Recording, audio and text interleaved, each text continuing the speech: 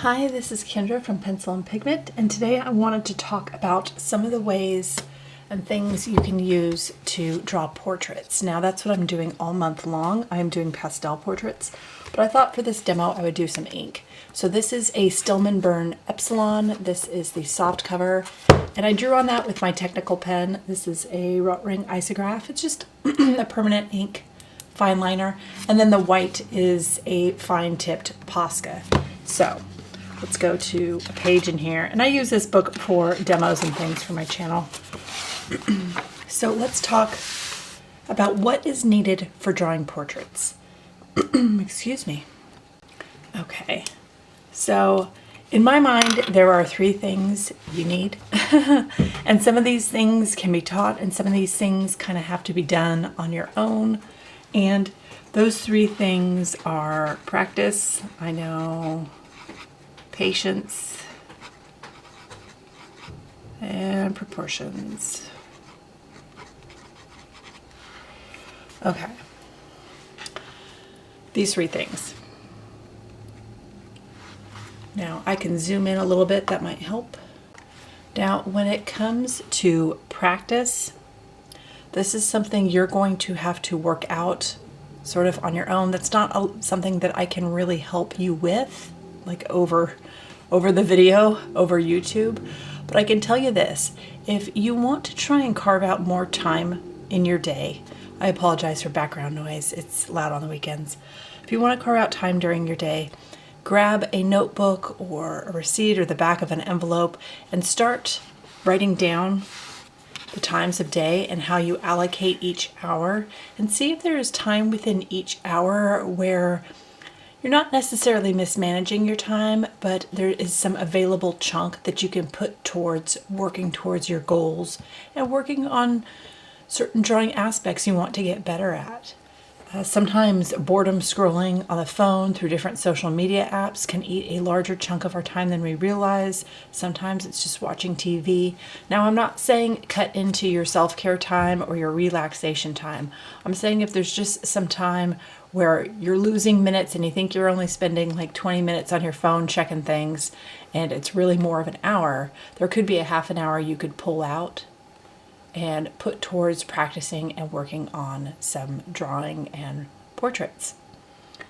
As far as patience, ooh, I can link some articles. Being patient with yourself, being patient with what you draw, being patient with what you create and how you create. That is something that is a journey, not a destination. That is not something that you're immediately going to have just pulled up and access to. That is something you're going to have to consciously work on and be self-reflective. Am I being patient with myself? Am I being patient with my drawings, with the things I create? Maybe I don't like the things I'm currently creating, but am I patient enough to keep going, keep practicing, to get to where I enjoy and like the things I'm creating? Because portraits are wonderful. They make great commissions, they make great gifts. They're a snapshot, a moment in time. It's like a time capsule. That is just a really special thing, especially with like children with their face growing so fast. You know, the first year of infancy, the face changes so much. And to capture that for someone as a gift or commission or what have you, maybe it's of your own child. That's just something that's absolutely memorable and very, very special. So let's get to the part where I can help you a little bit. And that's proportion. So depending on how you want to angle the face, and you have to start somewhere, and sometimes the easiest way to start is just straight on, just looking straight at the face. And if you just cut the face in half, okay, cutting it in half, this is, I would say these are the eyebrows, this is the eye line right here. It's half the face. There's forehead, and then you get into the hair situation. Maybe there's a bun or a hat or whatever you have going on here. Okay, but half is the eyes. And once you start realizing the proportion of a face, how relative things are to each other, you get more accuracy with placement. Once you get accuracy with placement, you can then hone in on, how do I draw better eyes? How do I draw more accurate noses? How do I draw better lips? But you have to start with things in the correct spot and the right proportion. So if we're cutting these lines in half, we're getting the bottom of the nose here, okay? There could be a little bit of a shadow. And then here we are getting the lip. Here is the lip. Okay, and here's our eye. Here's our face. With accurate plate. Now, and within each face, you're going to have different things. So there's going to be different eye shapes with different nationalities, different cultures, different regions of the world. Same with nose, same with lips. And then there's some variation on it. So once you understand where you want to place things, you know, you're looking for equal distant proportion. You want your eyes to be one eye width apart. You start understanding the placement of some of these things, and you start understanding when you're looking at a photo reference or you're drawing from life someone's face, if they're holding still long enough. I don't know. It takes me an hour to do about a pastel portrait, and it takes me a couple hours to do an ink or colored pencil portrait. So I can't imagine somebody sitting that long. So sometimes taking a photo and going back to it is the most helpful. But make sure this guy's not completely out of ink here. Looking at these and understanding, like, there's eyelids. I'm gonna have to refill this pen. Hold on one second. Sorry about that. Okay, so once you start realizing the proportions of how the face goes, you start getting a higher level of accuracy, and then you can start finely tuning how you do each piece of the face, and then get into shadow and light and context, and then realize that some people's faces don't adhere to the proportion rule, and that's what makes them unique, and that's what it's like drawing their face and getting accuracy drawing their face. So some people's eyes aren't one eye width apart, they're a little farther apart. Some people's eyes are a little closer apart. Maybe you're drawing a facial expression, and expressions get a little bit trickier. Maybe they're squinting, or they're winking, or they're sleeping. And that can change the proportion rules as well. There's a bunch of factors that go into this.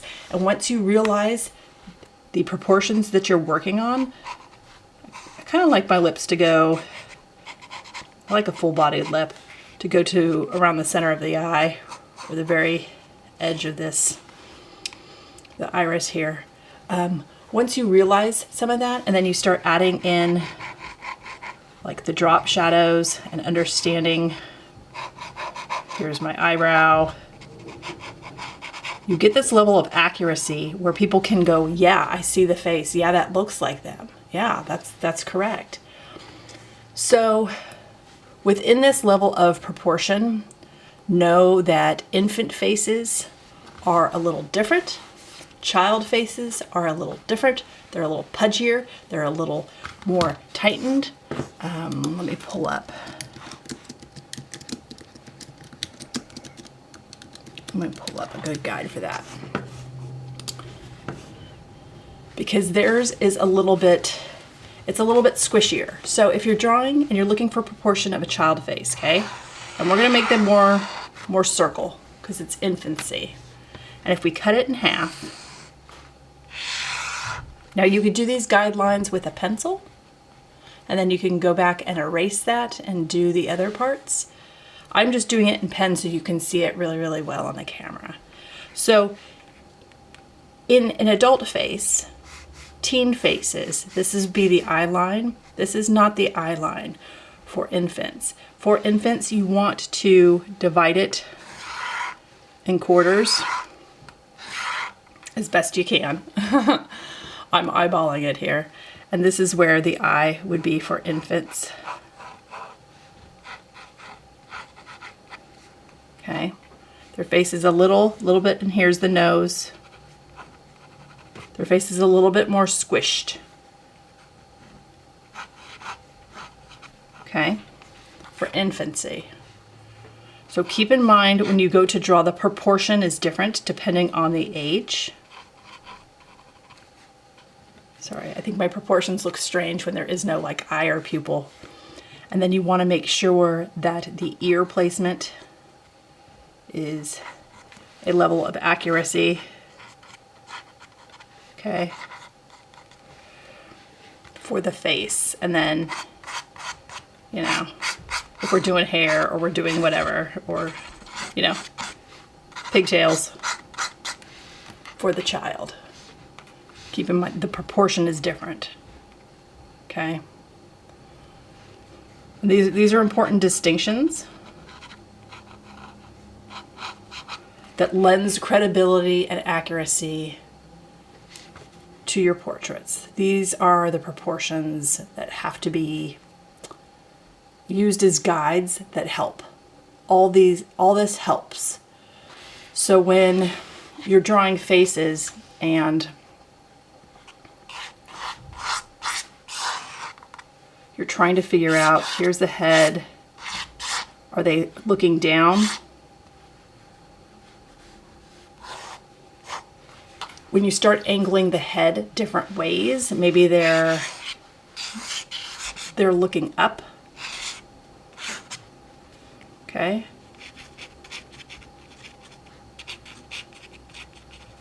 You still want that level of accuracy. Okay. You pay attention to the lines. Now I'm doing children here, so the eye is below the middle.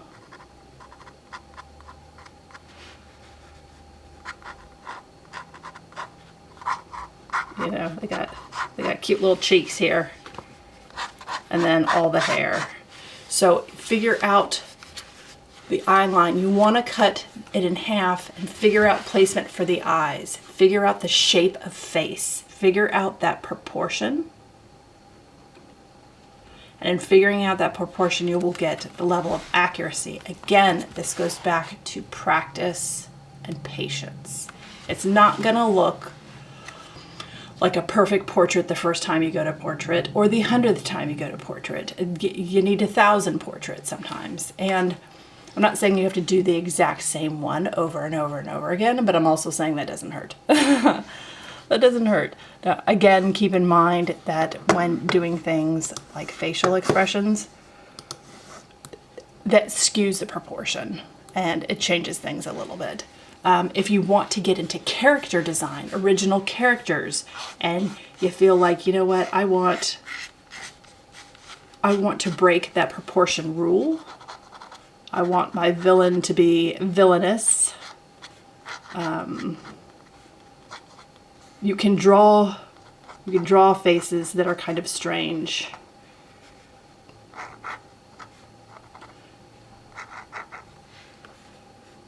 You know what I'm saying? When you understand the proportion rule, and maybe he's bald. He's bald and he's wearing, I don't know, he has a tie on or something. Okay. You can elongate and you can change up the proportion rules to figure out how to get that unique looking face. Okay. Understand the proportions so that when you go to break them. So when you go to do something unique. So when you go to create an original character, or maybe you want to work on anime, or maybe it's just a very specific style. Maybe you're not working on hyper-realism. It helps to know the realism. It helps to know that first. And get that going and where that should be before you start doing weird things. I mean, you can have the faces be squatty. You could have them be all hair, you know.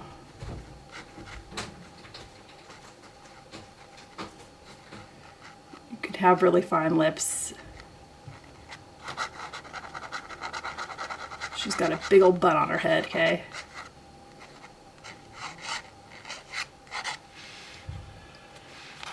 You can squish things, but you have to know some of the proportion rules. Now, I will link some articles if you want to deep dive into this. This is just a very gentle introduction. But again, if this is something you've been thinking about doing, keep in mind these 3 things, please. Be very, very gentle with yourself. Understand that when someone, if you're watching other YouTube demos for portraits and trying to figure out proportion and some of these things, understand the years that people pull up of their practice. So I've been drawing for decades. So when I go to do a demo, it looks real quick. It looks absolutely fine. Keep in mind, I'm also doing 2 portraits a day, and I'm doing that every day for this month. Like I'm in the groove of drawing portraits. So if it looks like somebody's making it seem too easy, or you're getting frustrated because like, wow, they just turned that out and it's super, super quick. Keep in mind, they're bringing decades of experience to their demonstration. And if you want to get into things like understanding profile, keep in mind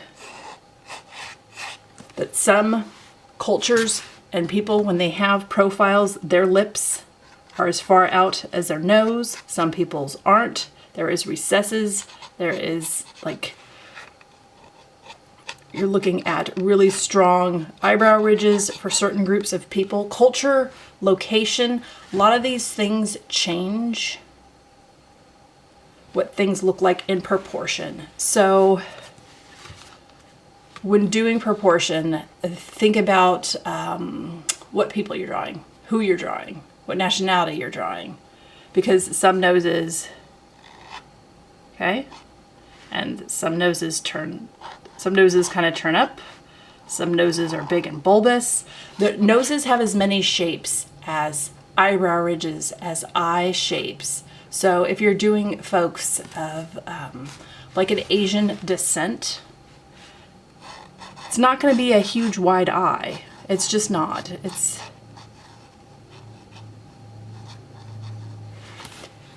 It's going to be, sometimes the eyes are angled down, sometimes they're more almond shaped, sometimes they're angled up. Again, if you're drawing folks that use makeup and they do like eyeliner and certain like cat eyes and different things, if they're doing eyelash extensions, if they draw in their own eyebrows. And so you're going from a reference photo and you're like, wow, their eyebrows are really unique. That could be something that's drawn on. Some makeup looks really, really good. It looks like accurate eyebrow hairs. So there's a bunch of different factors like lip plumping. There's the surgery where folks add the eyelid.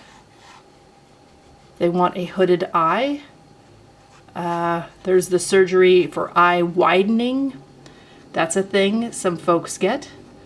There's a bunch of things that change the factor. So if you're drawing someone and you're like, I didn't know that the eyes kind of look like that in that culture, they may not. That could be something unique to them because they've had it altered as a personal preference to their life. I don't besmirch anybody changing any of their things. But just know if you're trying to go for a certain level of accuracy and you're trying to figure out how to do the eye, pull up as many references as you can. Go on royalty-free web pages, Google, whatever search engine you prefer, Pinterest, type in models. Models have their face photographed for a reason. They consent to that. So pulling up model photographs helps, but also keep in mind, like if you're trying to figure out cheekbones and highlight for cheeks, their faces have been airbrushed in photographs. So there may not be clearly defining things. Also, different cultures have cheekbones that are higher up. You take like indigenous folks, have a different height to their cheekbone than some other cultures and groups. All of this is very, very culturally specific. So some folks have wider noses, and that needs to be taken into account. Okay. And then when you start thinking about different types of hair, is it straight? Is it wavy? Is it curly? Is it coily? Different cultures have different hairstyles. So you want to be cognizant of that, respectful of that, and then you know, a level of accuracy with that. So you understand that you're not putting like cornrows or dreadlocks or some of these things on the wrong person that you're drawing, because those are culturally specific and those are like different nationalities specific. I hope some of this helps. I hope this gives you like a gentle introduction. There are a bunch of articles online. There's a bunch of YouTube tutorials online. Again, if you're going for a reference photo, something that's kind of helpful. I know this page has lots of doodles on it. So here is your picture of the face. Okay, here's their face. Here's their eyes. This is your reference photo, okay? I'm just quickly doodling a reference photo. Okay, here's your reference photo. Something you can do is you can turn it upside down, and when you go to draw, you draw it upside down, and you want to grid this, and you want to match